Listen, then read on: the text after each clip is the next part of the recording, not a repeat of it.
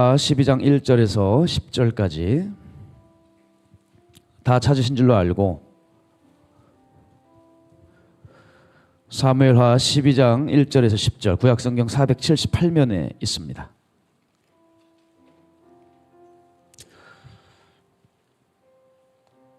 제가 봉독해 드리도록 하겠습니다.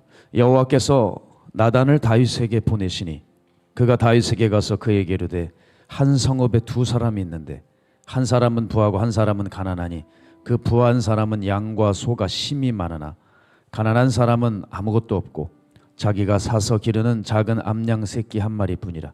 그 암양 새끼는 그와 그의 자식과 함께 자라며 그가 먹는 것을 먹으며 그의 잔으로 마시며 그의 품에 누움으로 그에게는 딸처럼 되었거늘 어떤 행인이 그 부자에게 오매 부자가 자기에게 온 행인을 위하여 자기의 양과 소를 아껴 잡지 아니하고 가난한 사람의 양 새끼를 빼앗아다가 자기에게 온 사람을 위하여 잡았나이다 하니 다윗이 그 사람으로 말미암아 노하여 나단에게 이르되 여호와의 살아계심을 두고 맹세하노니 이 일을 행한 그 사람은 마땅히 죽을 자라. 그가 불쌍히 여기지 아니하고 이런 일을 행하였으니 그 양 새끼를 4배나 갚아줘야 하리라 한지라. 나단이 다윗에게 이르되 당신이 그 사람이라. 이스라엘의 하나님 여호와께서 이와 같이 이르시기를 내가 너를 이스라엘 왕으로 기름 붓기 위하여 너를 사울의 손에서 구원하고 내 주인의 집을 내게 주고 내 주인의 아내들을 내 품에 두고 이스라엘과 유다 족속을 내게 맡겼느니라. 만일 그것이 부족하였을 것 같으면 내가 내게 이것저것을 더 주었으리라. 그러한데 어찌하여 네가 여호와의 말씀을 업신여기고 나보기에 악을 행하였느냐. 네가 칼로 햇사람 우리아를 치되 암몬 자손의 칼로 죽이고 그의 아내를 빼앗아 내 아내로 삼았도다. 이제 네가 나를 업신여기고 햇사람 우리아의 아내를 빼앗아 내 아내로 삼았은즉 칼이 내 집에서 영원토록 떠나지 아니하리라 하셨고. 아멘. 여러분, 요즘 재미난 현상이 일어나고 있습니다. 검찰과 경찰이 이 피의자, 범죄자를 추적하고 소통하는 일에 속도가 더디다고 여러 사람들이 생각을 하신 모양입니다. 그리고 재판이 진행된다고 해도 생각했던 것보다는 형벌의 수위가 낮아서 피해자만 억울해지는 경우가 비일비재하게 발생했던 것 같습니다. 그래서 시민들을 중심으로 한 자경단이 일어나고 있어요. 자, 자경단이 뭐냐면 우리 국민들에게 치안이 중요하지 않겠습니까? 근데 이 치안에 공백이 생기게 될 때 시민들 중에 일부가 일어나서 그 치안을 메꿔보겠다고 하는 그 의지를 가지고 일어나 구성된 자발적 결사체가 자경단입니다. 소위 이 시대는 어떤 자경단이 일어나느냐, 유튜브 자경단이 일어나고 있습니다. 그래서 유튜브의 그 유튜버들 아시죠? 예, 유튜버들이 이렇게 사람들 앞에서 공언을 하는 겁니다. 제가 나쁜 놈들 싹 다 잡아버리겠습니다 하면서 아주 호언장담을 하고, 그리고 참 교육이 뭔지 보여주겠다. 그래서 왜 요즘에 묻지마 폭행, 뭐 살인 이런 거 많잖아요. 그 사람들 내가 누군지 찾아가지고 혼쭐을 내주겠다는 거예요. 그래서 이 사람들이 실질적으로 사설 탐정 교육을 이수합니다. 그 다음에 카메라맨까지 동원해서 실제로 배운 지식을 가지고 그 피의자들을 찾아 나서고 카메라맨들이 추적하는데, 우리가 이제 언론에는 좀 온전히 다 공개를 못하는 경향이 있지 않겠습니까? 근데 이 사람들은 리얼하게 모든 상황들을 다 보여주는 거예요. 신문하기도 하고 거칠게 하기도 하고. 그래서 이런 부분들이 검찰과 경찰이 못하는 거를 이 유튜버들이 해주니까 요즘 대중들이 열광을 하고 있는 거예요. 야, 그렇게 오래 걸리는 일들을 저 유튜버가 나서가지고 하니까 그냥 속 시원하게 이루어주는구나 하면서 박수갈채가 쏟아지고 있는 겁니다. 이렇게 소위 유튜브 자경단이 일어나고 있어요. 여러분, 정말 속도가 더디고 재판 형벌 수위가 낮아진 게 문제가 되는 경우가 어떤 경우냐면 이런 경우입니다. 어떤 한 가해자가 성폭행을 하거나 살인을 했어요.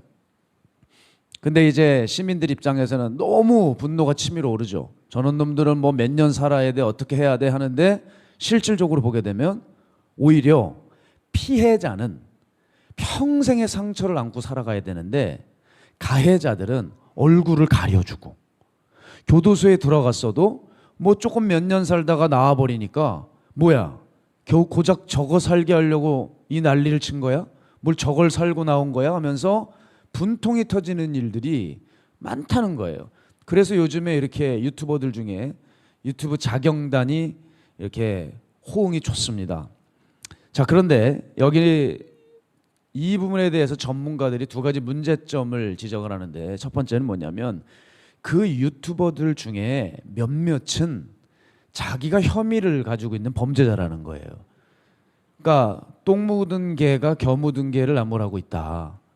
자기도 몇 년 전에 교도소 들락날락거리고 혐의가 있는 자가 뭘 나쁜 놈들을 처단해 주겠다 그러느냐. 그래서 이게 덕이 안 된다고 지적을 하는 거고, 두 번째는 이들의 이 유튜버들의 행위가 대중들의 니즈를 대중들의 그 요구를 충족시키다 보니까 사건의 진실을 정확하게 규명하고 밝히기보다는 사람들에게 주목을 받으려는 것이 주가 돼서 자칫하면 오히려 또 다른 불법 행위를 양산할 수 있다.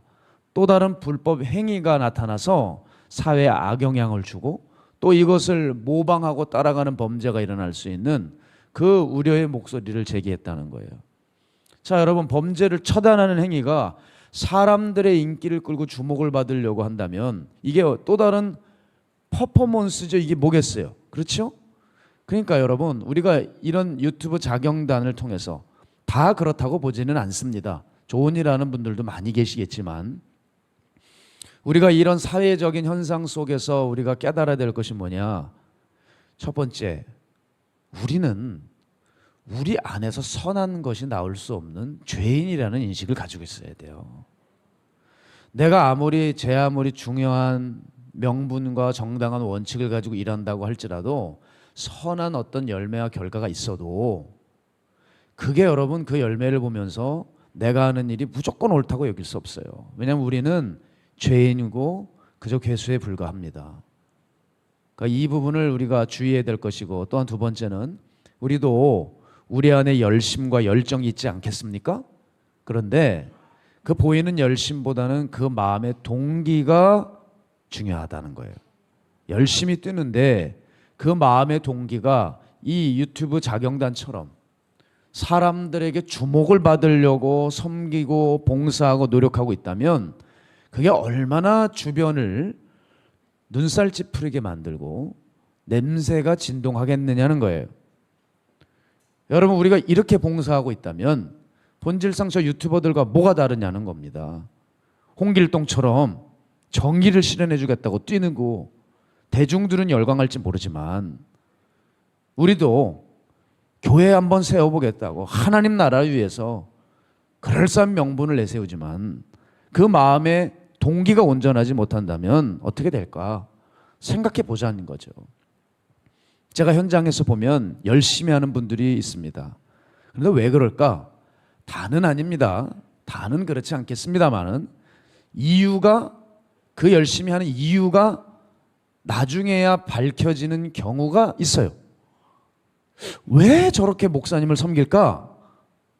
예수님을 사랑하고 싶은데, 그 마음이 뜨거운데 예수님은 보이지를 않아요. 그러니까 예수님 다음이 목사님 같으니까 목사님을 이렇게라도 섬겨서 예수님 사랑하는 것처럼 하자, 이런 동기일까요? 아니더라는 거예요. 장로가 되고 싶은 거예요. 왜 저 사람은 저렇게 늘 근사하고 올바른 말만 할까? 너무 정석적인 교과서적인 말만 해요. 결혼하고 싶어서 그런 거였어요. 아니 저렇게 왜 이렇게 봉사를 할까? 교회에서 나 일꾼으로 뽑아달라는 거예요. 자, 순전하지 못한 이런 동기의 열심, 그때마다는 반짝거려서 괜찮아 보이죠. 그리고 사람들은 짧아서 지금 잠깐 반짝이면 거기 쳐다봅니다. 그리고 좋아 보여요. 그런데 여성분도 잘 아시겠지만 밤에 진실이 모든 게 밝혀지죠. 화장이 다 지워집니다. 그리고 그 민낯이 드러나서 늘 옆에 있는 그분만 놀래시는 거죠. 서로 감춰주고 괜찮아, 더 두껍게 발라, 더 올려, 그리고 교회 가서는 울지 마, 다 들통나니까 밤에 화장이 지워져 민낯이 다 드러나듯이 여러분 순전하지 못한 열심은 언젠간 드러납니다. 반면에 진실은 속도가 좀 느립니다. 그리고 감추어져 있는 것 같아요. 그래서 아는 사람이 없습니다. 그러나 그 진실은 오래 가기 때문에, 그리고 진실은 빛을 잃지 않기 때문에 결국 그 빛으로 인해 다 밝혀지게 됩니다. 진실은 속도가 더디고 감춰지는 것 같아도 결국 이기더라는 거예요. 그리고 그거 아십니까? 우리 하나님이 어떤 분인지 아세요? 당신이 진실하신 분이에요. 그래서 진실한 사람들을 찾으세요. 그들을 사랑하세요. 그리고 어두운 것을, 감춰져 있는 것을 결국 밝히 비추시고 들춰내시는 분입니다. 하나님은 공의로운 재판장이십니다. 우리는 그걸 안다면 우리의 삶이 결코 감추고 썩어질 동기로 뛰고 살지 않을 거예요. 사람 앞에서 사는 게 아니라 하나님 앞에서 사는 훈련을 할 겁니다. 시편 51편 6절 보면 주님의 성품이 이러해요. 보소서, 주께서는 중심이 진실함을 원하시오니 내게 지혜를 은밀히 가르치시리이다. 시편 31편 23절 너희 모든 성도들아 여호와를 사랑하라. 여호와께서 진실한 자를 보호하시고 교만하게 행하는 자에게 엄중히 갚으시느니라. 이게 하나님의 성품이에요. 사람들 앞에서는 진실해 보이지만 하나님 보시기엔 교만한, 사람들 앞에서는 별로인 것 같으나 하나님 보시기엔 중심이 아름다운, 여러분 둘 중에서 어떤 선택을 하시겠냐는 거예요. 안타까운 얘기지만 대부분 전자입니다. 왜? 반짝반짝거리거든요. 겉에서 반짝반짝거립니다. 그러니까 그걸 다 쳐다보게 만들고 그걸 원하고 그렇게 사는 거예요. 그러나 하나님은 절대 그것에 속지 않으시죠. 나는 외모를 보지 않는다. 그 마음의 중심을 본다 하셨어요. 이것을 누가 정말 가슴으로 받아 실제로 내 삶으로 옮겨 넣을까? 이 사람은 하나님이 찾고 계십니다. 바로 그 진실된 사람 말입니다. 따라서 여러분 우리 자신을 면밀히 들여다봐야 돼요. 우리 자신을 면밀히. 우리에게는 분명한 정확한 내 자신을 바라보고 들여다보는 게 필요합니다. 남 무슨 생각하고 있나 들여다보지 말고, 저 목사님 나에 대해서 어떻게 생각할까 그거 들여다보지 말고, 내가 어떤 자고 나는 지금 어떤 형편이고 하나님이 뭐라고 말씀하실까 좀 나 좀 들여다보고 나 좀 조사하시는, 목사 머리부터 발끝까지 조사하지 말고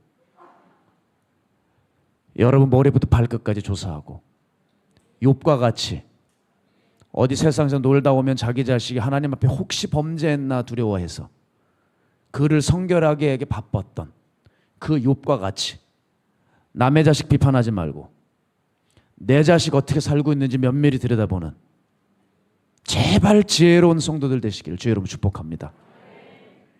진단이 필요해요. 진단이. 정확한 진단이. 어제 뒤에 있는 우리 전사님과 간사님을 모시고 결혼식을 좀 다녀왔습니다. 결혼식을 다녀오는 길에 이렇게 운전하다 보니까 저 앞에 이제 다 돌아왔을 때입니다. 간판이 이렇게 보이는데 뒤에 두 분이 있는데도 혼자 이렇게 웃고 말았어요. 아무개 내과 의원.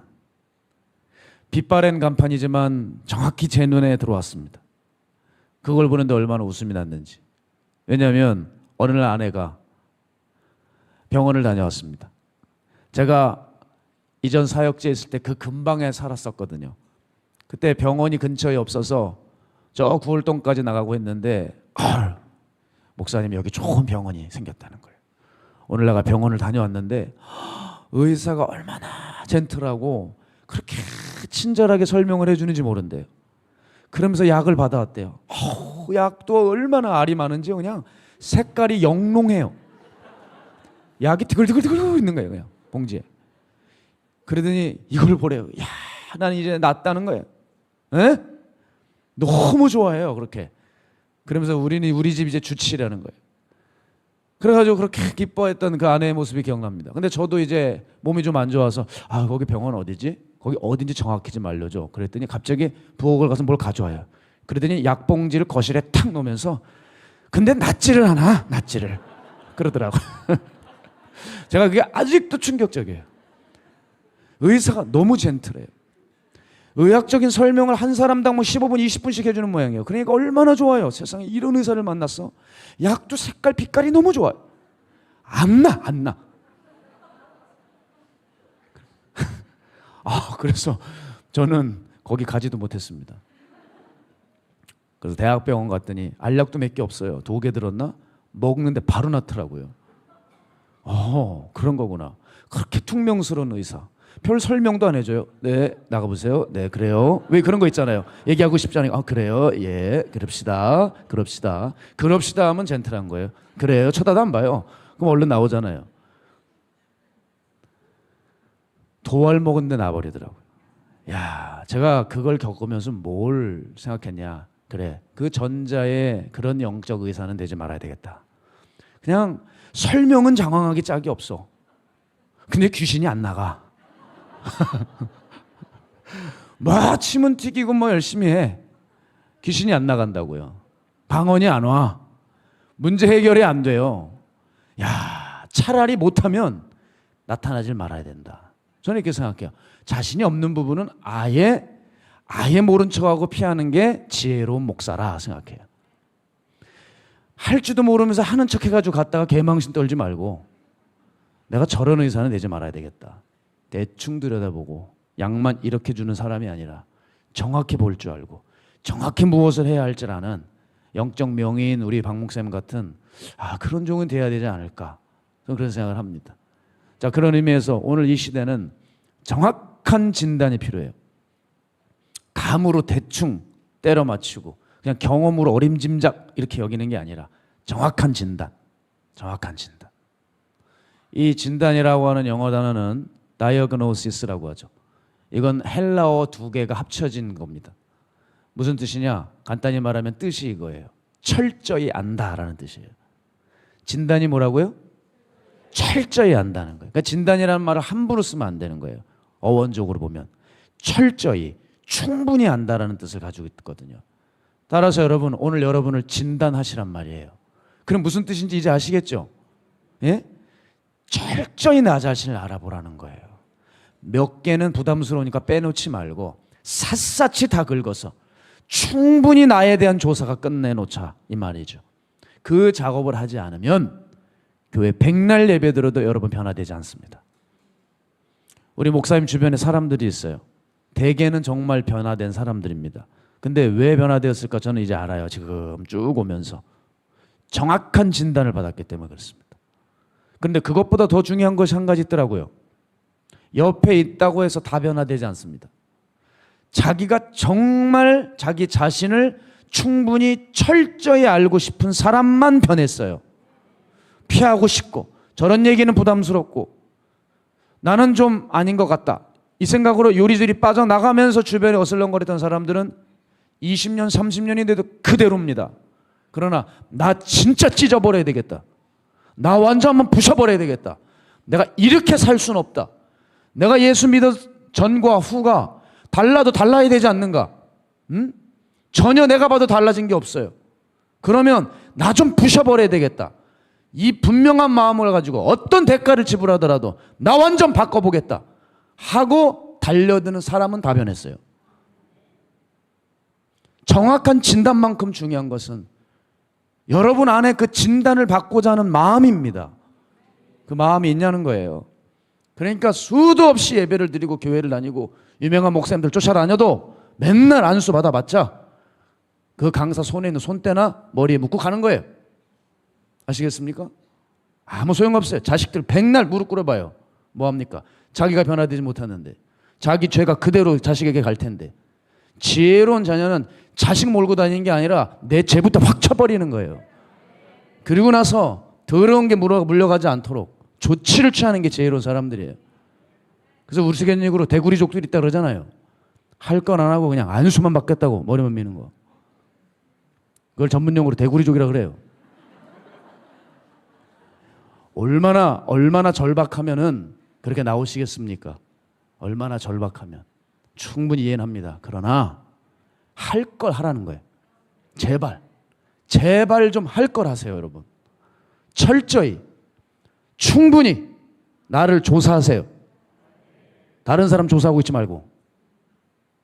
아시겠죠? 그게 마가야 다락방교회 교인이라는 거예요.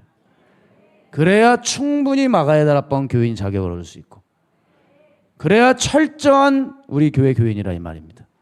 제가 여기 있는 한 이건 계속 시행할 겁니다. 어떻게? 진단 받으시겠습니까?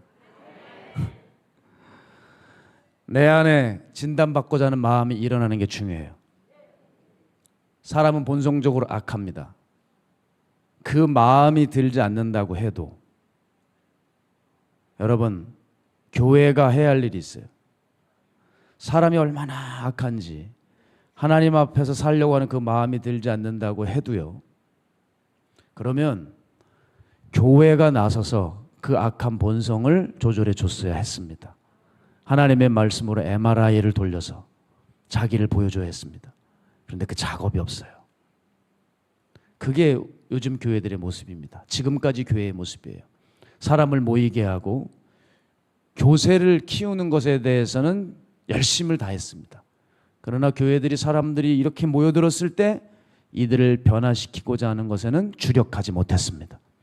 그리고 난 후에 그 많은 위 세대들은 그만 자신의 생의 때가 되어서 돌아가시고, 그리고 문제가 드글드글한 이 성도들을 그 다음 후손들에게 이렇게 넘긴 거예요.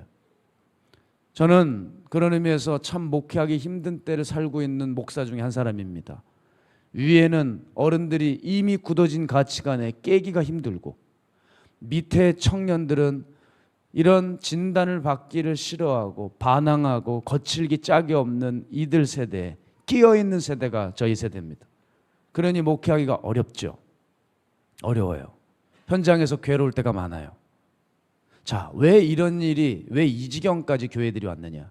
바로 진단을 소홀히 해서 그렇습니다. 진단을 소홀히 해서.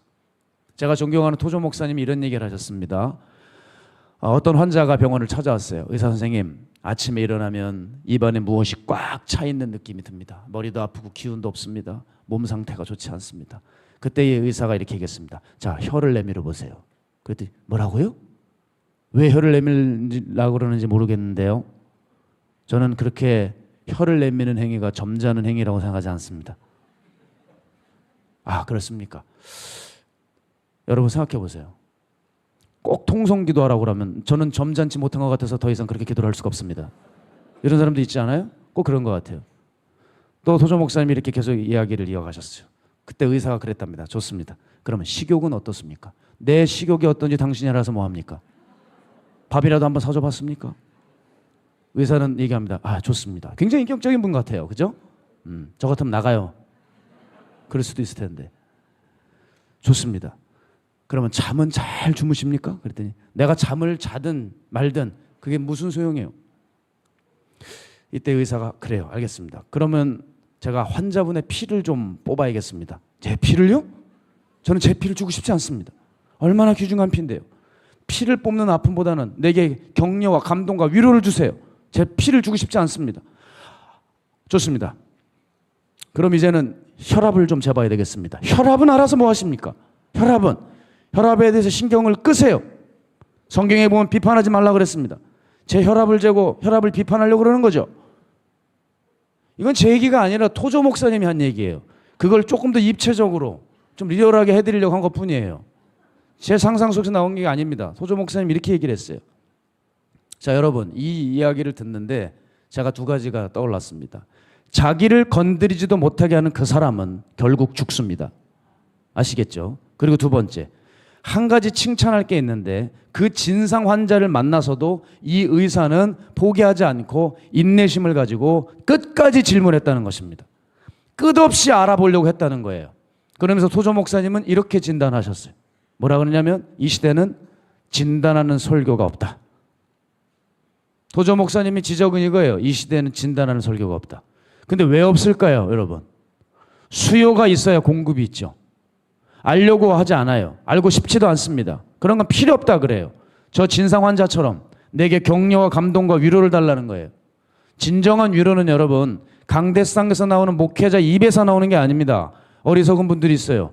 저희들이 위로를 해드릴 수 있죠. 위로의 주제로 설교를 할 수 있습니다. 여러분, 그렇지만 그건 잠깐 여러분의 마음을 따뜻하고 마음을 편안하고 바쁘게 살던 우리의 삶을 잠시 마음을 녹여주고 안식을 주는 정도지, 여러분 진정으로 마음에 쉼을 주고 평안을 줍니까? 그렇지 않다는 겁니다. 여러분, 그거를 좋아하다가 한국교회 여기까지 왔습니다. 주님은 오히려 뭐라고 말씀하셨습니까? 애통하는 자는 복이 있나니, 애통하는 자는 복이 있냐니 그들이 위로를 받을 것이며. 여러분, 여기서 이 애통은 여러분 창자가 끊어지는 애통이에요. 그냥 우는 게 아닙니다. 왜 창자가 끊어질까? 내 죄에 대해서 그렇게 애통하라는 거예요. 세상에 죄가 관영한 것에 대해서 그렇게 애통하라는 거예요. 그게 예수님이 말씀하신 팔복입니다. 그 애통은 그런 애통이에요. 그렇게 자기 자신을 충분히 철저히 확인한 후에 애통할 때만이 그들에게 위로가 있을 것이다. 그게 주님 말씀하셨습니다. 그럴 때만이 너는 네 죄에서 씻겼어. 그럴 때만이 내 십자가가 너에게 효력이 있어. 내 십자가가 그런 너에게 구원이 될 거야. 수고하고 무거운 짐진 자들아, 다 내게로 오라. 내가 너를 쉬게 하리라. 내가 너를 쉬게 하리라. 애통한 자만이 알 수 있는 그 쉼. 여러분은 그 쉼을 만날 생각이 있으십니까? 저는 최근에 이 사모님이 계속 생각이 나요. 제가 전도사 배지를 처음 달고 사역했던 그 사역지입니다. 거기는 성도가 한 명도 없었습니다. 거긴 개척교회가 아니에요. 개척교회보다 어려운 교회를 미자립교회라고 합니다. 거기는 미자립교회예요. 자립을 할 수가 없어요. 성도가 없으니까. 제가 거기에 갔더니 초등학교 4학년 남자아이 하나 있었고, 그 아이 놓고 사모님 목회하고 계셨어요. 목사님은 너무 생계가 어려우니까 막노동을 하고 계셨고, 목회에는 하실 수 없는 체력이 되었어요. 그리고 그 사모님은 목회 의지가 있고 기도하시는 분이라 본인이 열정으로 힘들게 그 작은 교회를 이끌고 밤낮 돈 생기면 제과점 가가지고 빵 한가득 사서 동암여에 가서 사람들에게 빵 나눠주면서 전도했던 그분입니다. 지금도 눈에 선해요. 어느 날 문자 메시지가 왔어요. 저한테 이렇게 말씀하시더라고요. 목사님, 우리 목사님이 많이 아파요. 기도해 주세요. 알고 봤더니 폐암 말기로 죽어가고 계신 거예요. 제가 그때가 미국으로 집회를 떠나는 날이었습니다. 그 당일날 메시지를 받았으니 가보지도 못하고 저는 그렇게 힘든 마음으로 비행기에 올랐어요. 저는 집회하는 동안 그 남편은 결국 소천하셨더라고요. 그 남편이 그렇게 떠나가신 이래로 몸도 마음이 너무 힘이 들어서 그렇게 힘들어 하시다가 아마 가족들이 요양병원에 넣은 것 같아요. 그래서 요양병원에서 잠시 안식을 취하다가 나오셔서 하루하루 살고 계셨는데 우연히 이분의 카톡을 보게 됐습니다. 원래 카톡도 안 하시는 분인데 언제부터 하셨는지 모르겠지만 그 카톡이 제게 있어서 거기로 들어가 사진을 봤어요. 앞에 대문 사진을 봤는데 거기 이렇게 하시면서 포항의 한 바닷가 앞에서 어린애처럼 해맑게 웃고 계시더라고요. 근데 그 사진을 가만히 보는데 마음이 그렇게 짠하고 마음이 이렇게 힘들었습니다. 그런데 한 가지 마음이 올라왔어요. 이분은 평생 애통한 분이에요. 늘 울었기 때문에 눈이 항상 부르터 있으셨거든요. 사모님, 이제는 좀 쉬세요. 이제는 그 힘든 목회하셨는데 이제는 그 교회도 없어졌습니다. 그리고 포항이 고향이시라서 본인 남동생이 이제 사모님을 모셔서 그 집에서 댁에서 같이 산다 하시더라고요. 사모님, 이제는 쉬세요. 그 바닷가의 사진을 보면서 그분을 위해 기도했어요. 이제는 제 마음에 놓이더라고요. 목회적인 짐, 인생의 모든 짐에서 이제 벗어나서 그냥 그 포항에서 가족들 사이에서 평안히 이제는 주님 안에서 안식하시고 교제하시고 기도하시면서 주님께로 가실 날만 기다리면 되시겠구나. 다른 건 몰라도 그분은 애통하셨어요. 그분의 삶을 보면 참 기구하고 사람들이 별로 원하는 삶이 아닙니다. 그러나 제가 한 가지 말씀드릴 수 있는 게 그 나라에 가면 그분은 놀라운 위로를 받으실 거예요. 놀라운 위로. 여러분, 자기 진단이 있습니까? 그 진단을 드리려고 합니까? 그 진단 후에 애씀이 있고 노력이 있습니까? 아니면 내 욕심과 하고 싶은 일이 너무 많아 그걸 버리지 못해서 냄새나는 동기로 열심만 내며 허세를 부리고 있습니까? 여러분, 저 역시도 그 유튜브 자경단을 보면서 무슨 생각을 하느냐, 사회에 무리를 일으키는 자들을 처단해주고 박수갈채를 쏟아받는 가운데에서 자기도 모르게 자아가 교만해져서 또 다른 어떤 범죄를 일으키는 사람이 나일 수도 있다는, 얼마든지 저도 될 수 있다는 생각을 갖습니다. 그래서 저 역시도 하나님 나라를 위해 섬길 때 정말 조심하고 부단히 애를 썼던 것 같아요. 성경에 보니까 좋은 일 있으면 몰래 하라고 써 있더라고요. 좋은 일일수록 몰래 하라고 하셨어요. 그 나라에 가면 상이 클 것이라고. 그러나 몰래 하지 않으면 이 땅에서 상을 다 받아버려서 너는 그 나라 오면 받을 게 없다 하셨어요. 그러니 그게 굉장히 두렵게 다가왔습니다. 전도사 때. 몰래 하면 하나님 기뻐하시면, 몰래 하면 하나님 기뻐하시는 거니까 정말 섬겨도 최대한 조용히, 최대한 티 안 나게 은밀하게 하려고 애를 썼어요. 정말 신기한 일이 있습니다. 누군가를 그렇게 섬기고 나면 제가 섬긴 것 그 이상의 것이 제 책상에 와 있어요. 그거 신기합니다. 그런데 요거를 얻으려고 그걸 하면 아무것도 없어요. 정말 순수하게 그 영혼을 위해서 기도하며 섬길 때는 하나님 단 한 차례도 그냥 넘어가신 적이 없더라고요. 오히려 제 후이 누리고 채워주셨어요. 저 기도할 때도 마찬가지입니다. 산에서 기도할 때 집에서 여기서 설교 마치고 나면 산에 올라가요. 근데 어느 날 보니까 그걸 하지 않게 됐어요. 사람들이 저를 볼 때 이런 생각을 할 것 같은 거예요. 저 목사님 방금 설교한 목사님이잖아. 오, 끝나고 집에 안 가고 산에 올라가네. 이러면서 저를 좋은 목사를 이렇게 시선을 볼까 봐, 이게 혹시 그런 시선을 나도 모르는 사이에 즐길까 봐 저는 끝나면 여기 있는 사람들에게 집에 가는 것처럼 다 빠이빠이 하고 저 밑으로 내려갑니다. 그리고 목양실에 들어가 있다가 시계를 보고 11시 반까지 기다려요. 땀이 쩔어 있는데도 집에 못 가고 이러고 있습니다. 그리고 사람들이 이제 차가 다 빠지면 다시 차를 끌고 여기 올라와서 산에 올라가요. 왜 이런 걸 하느냐? 나도 모르는 사이에 저 목사 좋은 목사야. 아우, 저 목사 신령한 목사 아니야? 저 목사 기도하는 목사네. 이런 생각을 하게 될까 봐 제 자신과 싸우는 거예요. 저도 그냥 얼른 올라가고 싶을 때가 많아요. 제가 여기 부임에서도 마찬가지입니다. 여기 사람들이 계속 늘어나고 있어요. 설교를 마치고 나면 전 정말 고개를 숙이고 다녔습니다. 대부분 눈을 바닥에 깔고 일부러 이러고 다녔어요. 왜? 여기 와가지고 딱 어깨 피고 다니면 교만해 보일까 봐. 사실 여러분, 저는 딱 어깨를 피고 다녀야 돼요. 가슴을 쫙 피고. 왠지 아세요? 제가 왼쪽 어깨 수술을 했습니다. 수술하고 그 교수님이 저에게 신신당부를 했어요. 어깨를 쫙 피세요. 이러고 다녀야 된대요. 아니, 세상에 교수님 이렇게 다니는 사람이 어디 있어요? 어쩔 수 없대요. 자꾸 이렇게 하면 이게 말려서 재수술하는 사람이 있으니까 쫙 피세요. 헬스장에 가서도 이렇게 모으는 운동을 하면 안 된다는 거예요. 이거 가슴 모으는 운동을 하면 안 된대요. 어깨가 앞으로 말리니까. 오히려 뒤로 당기는 걸 해야 된대요. 뒤로. 몇 가지를 해야 된다 알려주더라고요. 그러니 여기 부임했어요.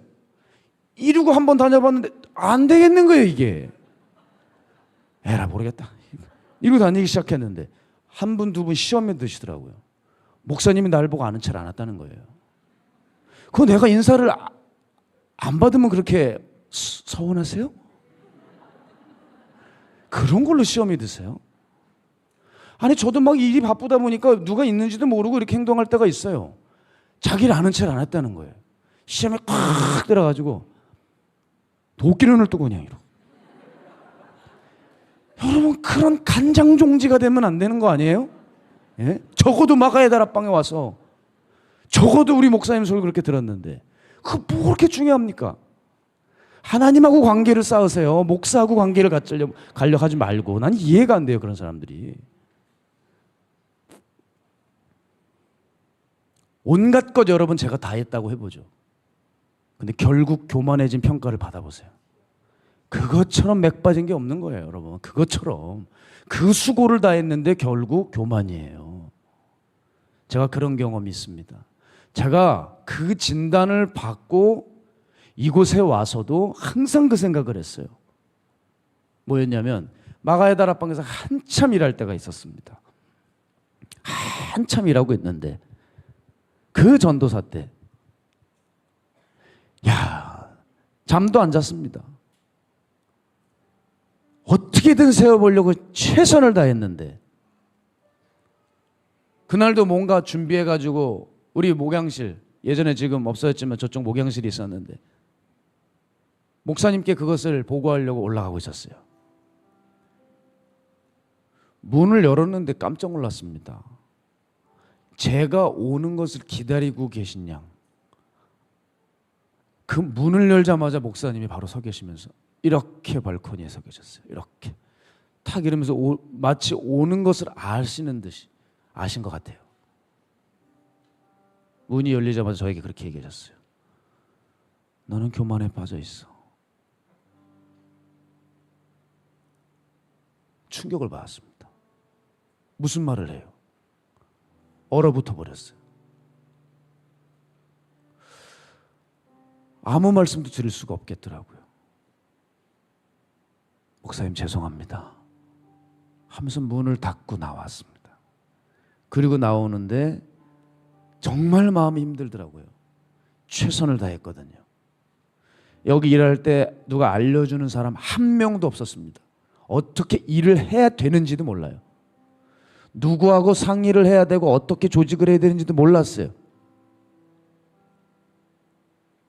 제게 그 옛날 그때가 있었습니다. 곧이어 성탄절이 왔어요. 전 공동체 성도들이 모여서 연합예배를 드렸는데 예수님의 오심을 기뻐해야 하는데 저 혼자 죽어가고 있었습니다. 어떻게 해야 될까? 그때 어느 누군가가 전사님 수고하신다고 하면서 저에게 돈 하나 봉투를 내밀었는데 정말 받고 싶지 않더라고요. 받을 마음이 아니에요. 꾸겨 넣으시길래 받았는데 그때 번뜩 이 생각이 들었습니다. 이 돈을 제가 아까 말씀드린 그 사모님 갖다 드리면 주님께서 혹시 내 죄를 씻으시지 않을까? 씻겨주시지 않을까? 그 생각에 봉투 들고 예배 끝날 때까지만 기다리고 사람들 다 내려갈 때까지 가만히 이곳에 앉아 있었습니다. 거의 대부분이 다 나가셨길래 저는 이제 혼자 내려가고 있었어요. 왜냐하면 좀 혼자 생각 좀 하고 싶어서 사람을 만나고 싶지 않아 사람들 다 내려가실 때까지 기다리고 성전에 있었어요. 그리고 이렇게 내려가고 있는데 야, 다리가 풀리더라고요. 탁 다리가 풀리는데 척 이렇게 주저앉는 거예요. 하늘을 봐도 밭을 봐도 뭐가 만족이 없어요. 너무 힘들어요. 어떻게 해야 될지 혼수 상태예요. 마치 탁 풀리더라고요. 그리고 주저앉아 있는데 저 밑에서 차가 올라와요. 야야 또 성도들이 올라오는 모양이다. 정신을 차리고 아닌 척하면서 또 이렇게 내려가고 있는데 그래도 제 자신이 너무 서러워서 눈물이 그만 훅 나는 거예요. 그래서 얼른 뒤돌아서 눈물을 훔치면서 내려가고 있는데 차가 이렇게 오는데 창문이 내려지는 거예요. 죽을 것 같더라고요. 눈에 눈물이 가득한데 창문이 열어져요. 또 누가 나를 보고 인사를 하려고 그러는 건가? 좀 지나가시지. 창문이 딱 열리는데 누군가 봤더니 박보용 목사님 누님 되시는 그 고모님이신 거예요. 왜 그래? 그렇게 말씀하시더라고요. 너 왜 그래? 그러는데 마치 그 힘들고 지치고 살다가 온 그 아들을 그 어머니가 이렇게 안아주는 그 음성으로 들리는 거예요. 그런 느낌의 음성이. 너 왜 그래? 아니에요 고모님 하면서 눈물이 그냥 왈칵 날 것 같은 거예요. 그냥 얼른 지나가 버렸죠. 그리고 저는 쏜살같이 내려가 그 교회 사모님 계신 그 교회로 달려가 문을 열었어요. 방 같은 교회입니다. 조금 했어요. 근데 그때 지금은 돌아가신 그 시어머님이 그 추운 날 전기난로 깔고 주무시고 계셨어요. 저 어른이 지금 곤히 주무시는데 왜냐하면 늘 기도하시는 분이었어요, 시어머니가. 그러니까 제가 깨우면 안 될 것 같아서 그냥 까치발을 들고 살금살금 가는데 얼마나 건물이 노후한지 삐그덕 소리가 나요. 그러면서 강대상까지 뭐 멀리나 가겠습니까? 좁으니까 한 3-4발이면 강대상이에요. 가서 강대상 위에다가 헌금 올려놓고, 그리고 옆에 있는 반지하에 사셨던 그 사모님 사택으로 들어가 앉아 있는데, 왜 사모님 생각이 그렇게 났는지 몰라요. 그분 앞에 서면은 제가 깨끗해질 것 같더라고요. 그렇게 가 있는데 전사님 식사 안 했죠 하면서 식사를 차려 오시는데, 아이고 그 식사를 먹을 수가 있겠습니까? 차려 주셨으니 정말 이렇게 정성스럽게 나름대로 마음을 다해 먹었습니다. 먹고 났는데 먹고 그냥 집으로 갈 수가 없어요. 사모님이 이렇게, 사모님께 기도를 좀 부탁드렸어요. 이분 기도 받으면 또 내 죄가 씻기려나 해가지고 힘든 마음이 좀 이제 풀리려나. 사모님 기도를 받는데, 아이고 사모님이 참 과분한 그런 기도를 해주셨어요. 뭐라고 얘기하시냐면, 하나님 제 평생의 소원이 이 전도사님을 통해 일어났대요. 우리 교회에도 전도사 한 명만 있었으면 소원이 없겠다 했는데, 그때 제 기도를 하나님이 들으시고 우리 임진혁 전사님을 보내줬다는 거예요. 하나님 이 전사님이 이렇게 했으니 이런저런 종이 되게 해주세요 하면서 과분한 기도를 이렇게 하시면서 이분이 울음이 확 터졌습니다. 왜냐하면 저를 위해서는 어마어마한 기도를 해주셨는데, 아마 본인을 보면은 너무 힘들고 비참한 삶을 살았으니까 아마 자기 연민에 그만 울음이 터지신 모양이에요. 저를 기도해 주시다가 말고 제 귀에 대고 하고 우시는데, 제가 그때 하나님 앞에 진정 결단이 일어났어요. 그 사모님의 기구한 인생 가운데 터지는 그 울음소리를 제 귓가에 쟁쟁하게 들을 때, 내가 지금까지 어떻게 살아왔나, 정말 제 자신을 진단받는 시간이었던 것 같아요. 주님, 제가 다시는 교만해서 이렇게 비참한 인생 되지 않겠습니다. 목사가 되고 또 나중에 하나님께서 제 사역에 전성기가 오게 하시는 그날이 혹시나 오게 된다면, 그때에도 주님 날마다 이때를 잊지 않고 살겠습니다. 결단하고 또 결단했어요. 마가이다라병 왔을 때 항상 그 생각을 했던 것 같아요. 여기 공사를 하면서도 그랬고, 여기 조직을 구성할 때도 그랬고, 항상 그 생각. 사람들이 올 때도, 집회를 치를 때도, 설교를 할 때도 항상 병처럼 그때를 생각했어요. 왜 여러분 저에게도 그런 게 있었냐? 여러분에게 솔직히 말씀드리고 싶은 내용이 아닙니다. 저에겐 가장 서러웠고 저에겐 수치스러운 내용이에요. 그런데 왜 이런 걸 오픈할까요? 다시는 그 죄에 넘어가지 않을 수 있다면 까짓거 한번 하는 거죠. 그 진단으로 나를 지켰으니 다시 한 번만 그 진단을 내 스스로가 내리고 받는다면 난 또 한 번 살아나는 거 아니겠습니까? 여러분, 우리에겐 이 진단이 필요해요. 저는 이렇게 생각합니다. 다윗이 평생에 지우고 싶은 기억이 바로 오늘 본문의 기억이에요. 그럼과 동시에 평생에 자신의 생명의 은인이 됐던 기억도 바로 그겁니다. 밧세바를 취하고 났는데 영적 감각을 다 잃어버려서 뭘 잘못했는지를 모를 때 갑자기 나타난 나단의 그 꾸짖음. 여러분, 그 꾸짖음이 없었다면 제대로 다윗의 그 길을 마땅히 걸어갈 수 있었을까요? 저 역시도 마찬가지입니다. 목사님의 꾸짖음이 없었다면, 나단 선지자 같은 말씀이 없었다면 과연 나는 여기까지 올 수 있었을까? 오합지졸, 엉망진창, 꼴사나운 목사가 되어 있지 않았을까? 저는 너무 감사한 게 있어요. 제가 이 길 걸어가는데 절 붙들어주는 나단과 같은 장치들이 주변에 깔려 있어요. 그런 일들을 겪을 때 굉장히 기분이 힘들죠. 마음이 어렵죠. 그러나 한편으로 생각해 보면 이게 너무 감사한 거예요. 나 또 살겠구나. 나 정말 안전하게 끝까지 가겠구나. 사랑하는 여러분, 이 시대엔 나단이 필요합니다. 이 시대엔 나단이 필요해요. 우리를 진단해 줄 메시지, 내가 누군지 알려주는 그 꾸짖음, 우리가 어디로 나아갈지 말해주는 그 설교, 그 나단이 필요하다는 거예요. 그 나단의 메시지가 오늘 간절히 우리에게 필요해요. 바라기는 이제 성령께서 강단에서 여러분의 문제를 조사하겠다, 내가 네 혈액을 분석하겠다, 내가 네 혈압을 재보겠다 할 때 저항하지 말고 자기 자신을 내어드리세요. 그때 다시 살아나는 역사가 일어날 것입니다.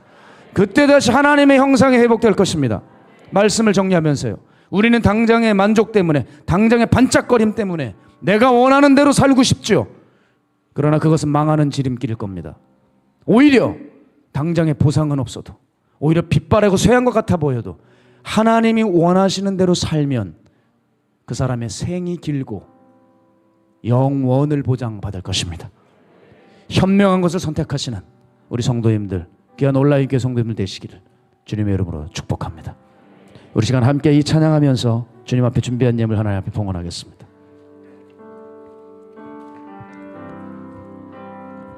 하나님이시여, 하나님이시여,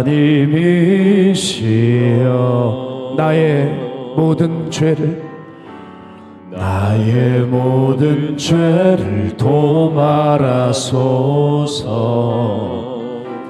주의 자비를 쫓아 내 죄악을 깨끗이 씻기소서.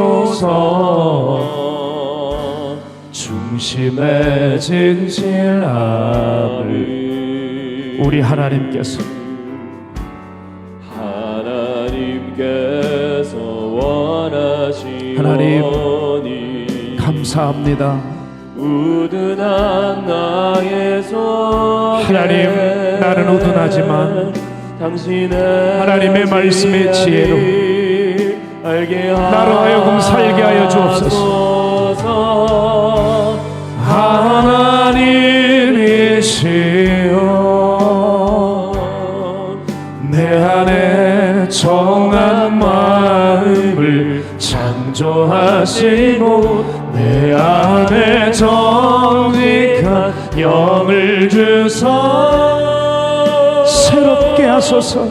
새롭게 하소서. 하나님이시여, 하나님이시여, 나의 모든 죄를 도말하소서. 주의 자비를 쫓아 내 죄악을 깨끗이 씻기소서. 중심의 진실함을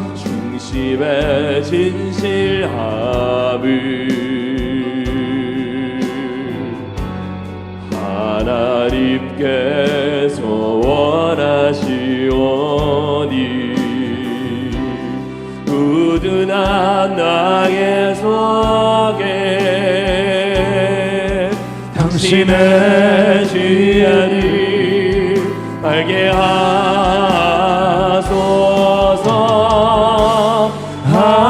하나님이시여, 내 안에 정한 마음을 창조하시고 내 안에 정직한 영을 주소. 새롭게 하옵소서. 내가 매일 십자가 앞에 더 가까이 가오니 그새 주의 흘린 보배 피로써 나를 정케 하소서. 내가 매일 십자가 앞에 매일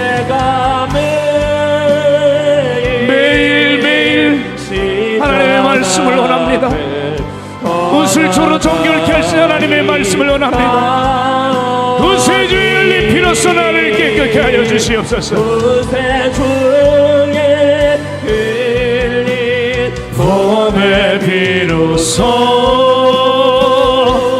나를 정케 하소서.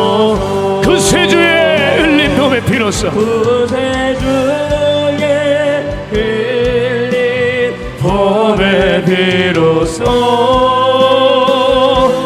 나를 정케 하소서. 그 세주의 흘린 피로 그 세주의 흘린 법의 비로소 나를 정케 하소서.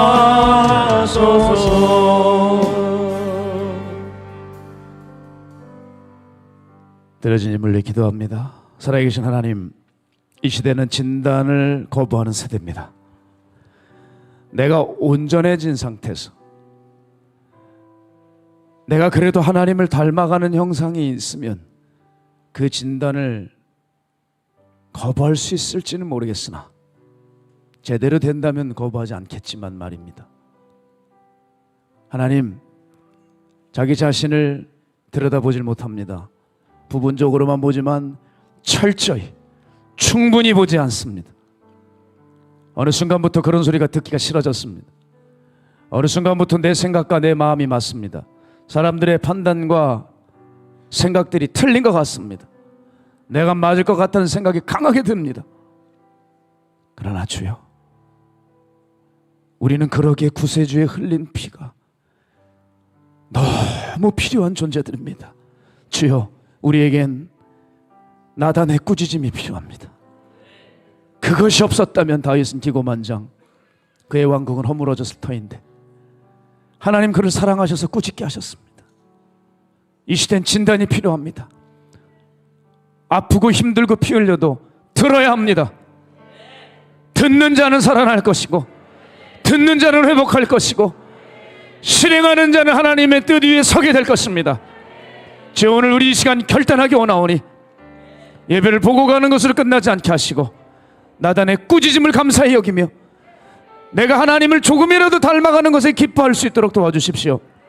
사람이 알아주는 것에 만족할 것이 아니라 하나님께서 중심을 보시고 인정하실 수 있는 그것에 만족할 수 있는, 이제는 좀 철이 들고 이제는 좀 입을 다물고 이제는 좀 하나님을 위해서 살아갈 수 있는 거듭난 우리들 될 수 있도록 붙들어 주소서. 그 마음의 결단이 없는 상태에서 늘 습관적으로 돈을 주님 앞에 드린들 무슨 소용이 있겠습니까? 하나님 돈 받지도 않으십니다. 쳐다도 보지 않으시는 예물이 될 겁니다. 자기가 해야 될 것을 마땅히 하고 난 연후에 그리고 나서 주님 앞에 드릴 수 있는, 네가 사와할 것은 사와하고 풀 것은 풀고 할 것은 하고 와서 네게 예물을 드리라고 하셨던 산상설교의 주님의 말씀을 우리는 다시 한번 상고해야 합니다. 아버지요, 우리의 마음을 붙들어 주소서. 우리의 마음이 하나님 앞과 사람을 속이는 일이 없게 해주시고 옷을조로 나를 정결케 하시고 주의 말씀으로 나를 또 깨뜨려 주시고 나를 찢어주시고 찢어주신 그 사이로 성령님 들어오셔서 우리를 사로잡아 주시옵소서. 오늘 그 결단이 강하게 일어나기를 간절히 소망하며 지금 이곳에 성부, 성자, 성령 살아계신 하나님의 사랑과 은혜와 사람을 거듭나게 하시는 능력이 이제 정말 나단의 꾸짖음이 필요한 때에 그것을 듣기를 간절히 사모하고 다윗이 온전한 그 길을 걸어간 것이 그 꾸짖음이었듯이 오늘도 내게 들려오는 그 말씀을 가지고 나를 철저히 알되 충분히 알아 하나님의 형상, 잃어버린 그 형상 다시 회복할 수 있기로 작정한 주의 백성들 머리 위에, 가정 위에, 직장 위에, 사업체 위에 이제로부터 영원토록 함께 하시기를 간절히 축복합니다.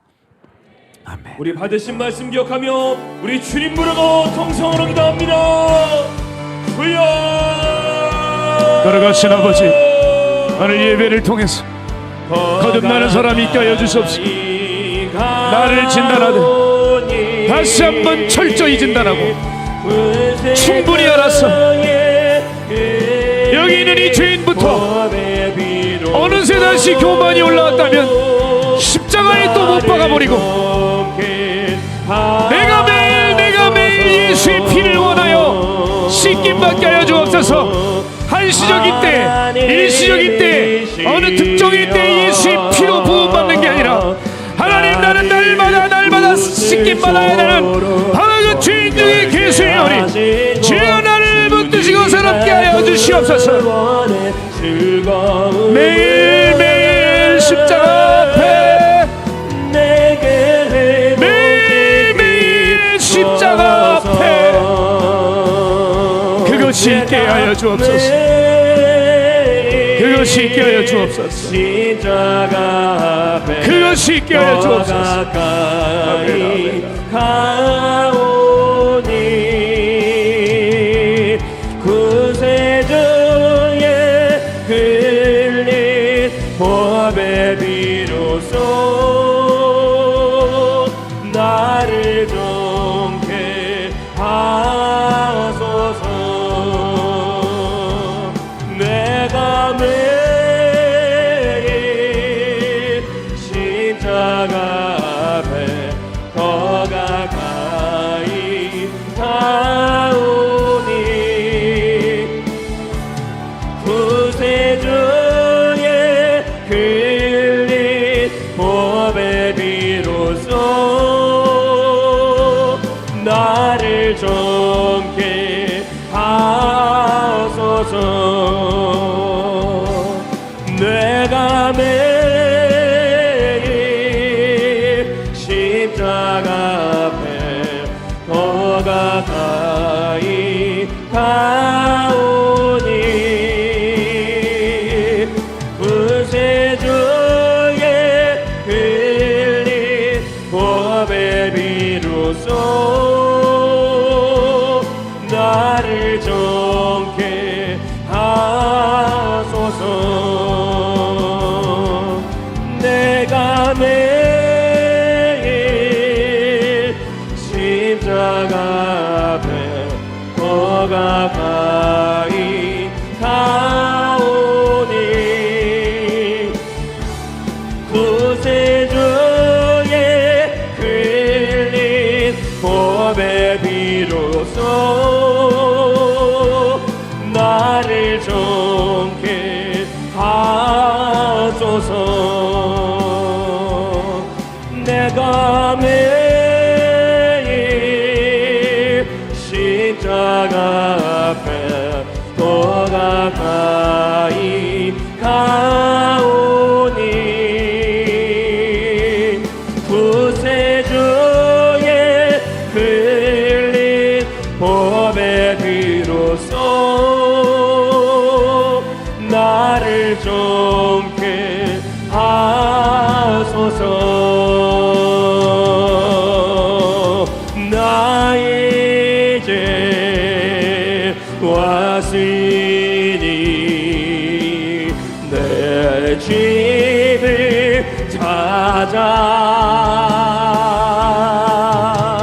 주여 나를 받으사 맞아 주소서. 나 이제 왔으니 내 집을 찾아 주여 나를 받으사 찾으소서. 나 이제 왔으니 내 집을 찾아 주여 나를 받으사 맞아 주소서. 할렐루야 찬양하세. 내 모든 죄 사함받고 주 예수와 동행하니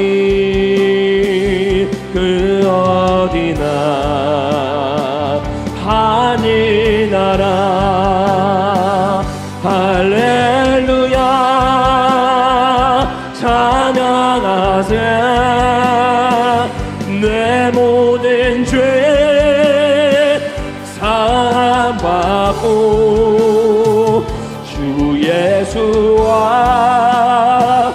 동행하니 그 어디나 하늘나라 할렐루야 찬양하세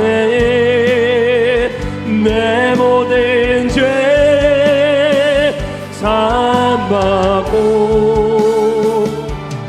예수와 동행하니 그 어디나 하늘나라 십자가 그 사랑 멀리 떠나서 무너진 나의 삶 속에 잊혀진 주의 은혜 돌 같은 내 마음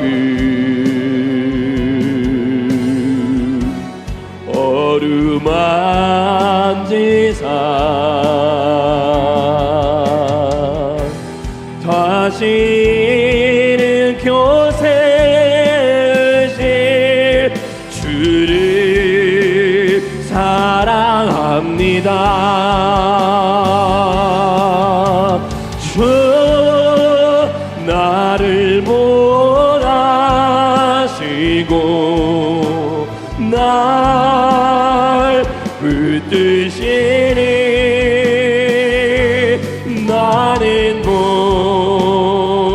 외롭고 종이한 주님의 자녀라. 주 나를 몰아시고 날 붙드시니 나는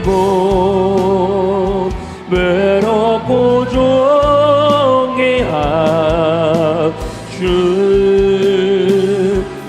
자녀라. 주님이 흘린 눈물은 십자가의 무거움이 아니라고 우리의 무지함을 아파하시며 흘리신 눈물이어서 골고다 그 언덕길을 우리 위해 흘러야 했던 주님 비난과 손가락질에 물과 피를 흘려야 했건만 험난한 주님의 십자가 몹시도 무거웠건만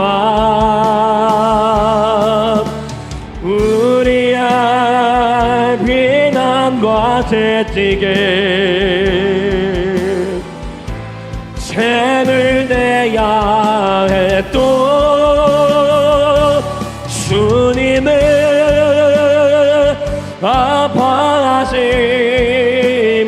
아파하심으로 나도 받았으니 이제는 주님을 위하여 이 한 몸 바치리다. 당신은 알고 있나요? 죽음으로 사랑을 하신 것을 우리 예수님 예수님께서 자기 몸 다하여 죄인을 사랑하신 것을 험난한 주님의 십자가 몹시도 무거웠건만